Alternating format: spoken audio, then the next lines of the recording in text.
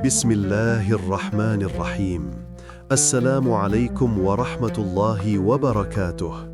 Alhamdulillahi Rabbil Alamin. Segala puji hanya milik Allah Subhanahu wa Ta'ala yang masih memberikan kita nikmat iman, Islam, dan kesehatan hingga hari ini.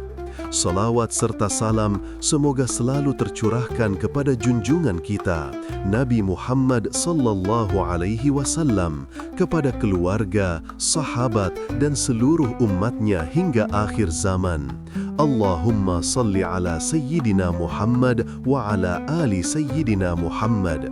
Sahabat beriman yang dirahmati Allah, semoga hari ini kita semua selalu berada dalam lindungannya, diberikan kelapangan rizki, diampuni dosa-dosanya, serta dipanjangkan umurnya dalam keberkahan.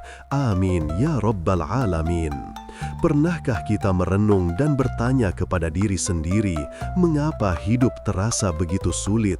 Mengapa rizki seolah menjauh, padahal kita sudah berusaha dengan sungguh-sungguh? Terkadang kita merasa sudah bekerja keras, berdoa setiap hari, namun tetap saja hidup terasa sempit, bahkan masalah datang silih berganti. Lalu ketika melihat orang lain, hidupnya terlihat lebih mudah, rizkinya lancar, dan hatinya tampak bahagia. Saat itu tanpa sadar, hati kita mungkin mulai iri, mulai berprasangka, bahkan berpikir negatif. Jangan-jangan orang itu mendapat hartanya dari jalan yang salah. Namun, sahabat beriman yang dirahmati Allah, sebelum menilai orang lain, ada baiknya kita bercermin kepada diri sendiri. Bisa jadi bukan karena Allah tidak adil, tetapi karena ada sesuatu dalam diri kita yang menghambat datangnya rizki. Sebab Allah tidak pernah menzalimi hambanya. Dalam Al-Quran, Allah Subhanahu wa Ta'ala berfirman, sahabat beriman yang dirahmati Allah, rezeki sejatinya adalah anugerah dari Allah Subhanahu wa Ta'ala yang datang bukan semata karena kerja keras, tetapi karena kasih sayang dan keberkahan darinya. Namun terkadang, tanpa kita sadari, ada perbuatan-perbuatan yang membuat rezeki itu menjadi sempit. Bukan karena Allah pelit, melainkan karena diri kita sendiri yang menutup pintu-pintu keberkahan itu. Salah satu hal pertama yang dapat menghambat rezeki adalah syirik, yaitu menyekutukan Allah Subhanahu wa Ta'ala, baik secara terang-terangan maupun di dalam hati. Syirik bukan hanya menyembah berhala, tetapi juga bisa berupa keyakinan bahwa benda, tempat, atau seseorang bisa mendatangkan rezeki tanpa izin Allah. Misalnya, kita percaya bahwa suatu jimat membawa keberuntungan, atau bahwa seseorang menjadi sumber utama datangnya rezeki kita. Padahal, semua itu hanyalah perantara. Allah Subhanahu wa Ta'ala berfirman dalam Al-Quran, "Wa ma bikum min ni'matin faminallah." Dan segala nikmat yang ada pada kamu adalah dari Allah. Quran Surat An-Nahl ayat 53. Ayat ini menegaskan bahwa rezeki hanya datang dari Allah. Maka, jika kita ingin dimudahkan dalam rezeki, tanamkan keyakinan dalam hati bahwa tidak ada yang bisa memberi selain Dia. Ketika Allah ridha, maka segala jalan akan terbuka, bahkan dari arah yang tidak pernah kita duga. Kemudian, penyebab lain yang membuat rezeki terhambat adalah lalai dalam menunaikan sholat. Banyak di antara kita yang terkadang masih menunda sholat atau bahkan meninggalkannya. Padahal, sholat adalah tiang agama dan penghubung langsung antara hamba dengan Tuhannya. Ketika sholat kita Sahabat beriman yang dirahmati Allah, setelah kita memahami bahwa syirik, lalai sholat, dan durhaka kepada orang tua bisa menjadi penghalang rizki, kini kita lanjutkan pada hal-hal lain yang juga sering terjadi dalam kehidupan sehari-hari, namun tanpa kita sadari membuat rizki menjadi sempit.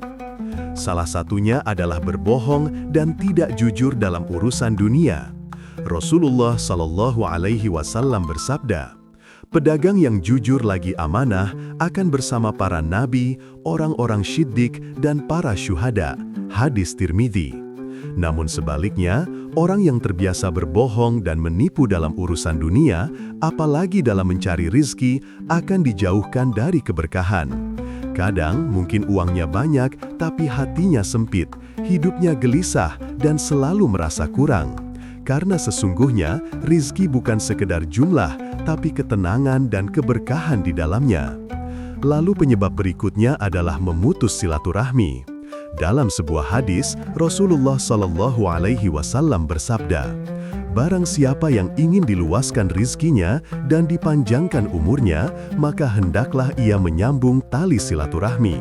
Hadis Bukhari dan Muslim. Hadis ini sangat jelas sahabat beriman, kadang hanya karena kesalahpahaman kecil kita memutus hubungan dengan saudara atau teman. Padahal, bisa jadi dari hubungan itulah Allah ingin mengalirkan rizki kepada kita. Maka, jangan biarkan rasa gengsi atau marah memutus tali kasih yang telah Allah perintahkan untuk dijaga. Hal lain yang juga perlu kita waspadai adalah malas bekerja dan tidak mau berusaha. Rizki memang ditentukan oleh Allah, tapi Allah juga memerintahkan kita untuk berusaha. Sahabat beriman yang dirahmati Allah, setelah kita memahami berbagai hal yang bisa menjadi penghambat rizki, kini saatnya kita membahas bagaimana cara agar pintu rizki itu kembali terbuka dan mengalir dengan keberkahan dari Allah Subhanahu wa Ta'ala.